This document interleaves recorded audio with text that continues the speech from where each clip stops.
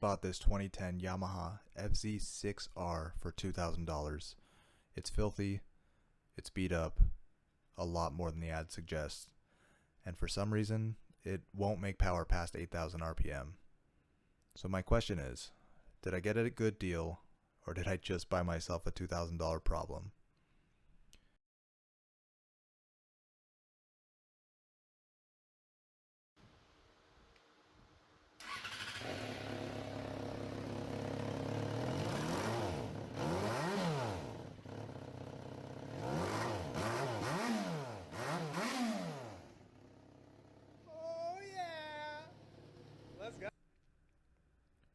Right, so this is the part of the story where I do that annoying thing where I backtrack to the beginning and tell you the story of how we got here. So I originally saw that ad for, I think it was 3,300 bucks, and I called him up and I let him know, I'd give him 2,500. I explained that it's the summer in Arizona, nobody's buying bikes, but I'll drive out there for that price. And that's generally what I do. I go out and buy a nice bike in the summer for a good deal. I ride it all the way through until around my birthday in October, and then I try and sell it around Christmas.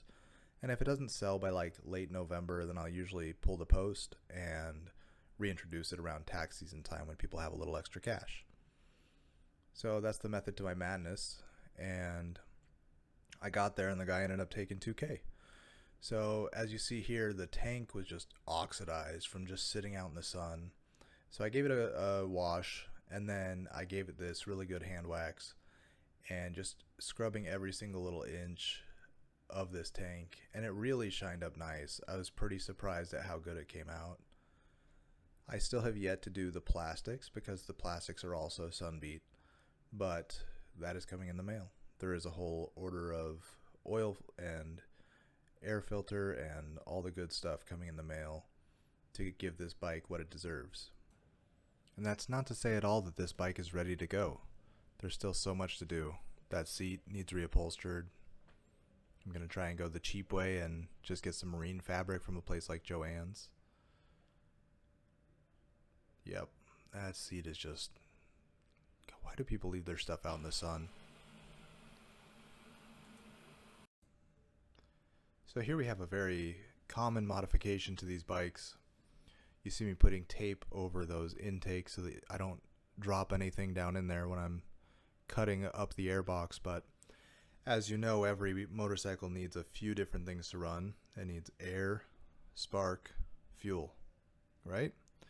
So I was thinking this would be a fuel issue because it wasn't running up to the 10,000 RPM like maybe clogged jets or something.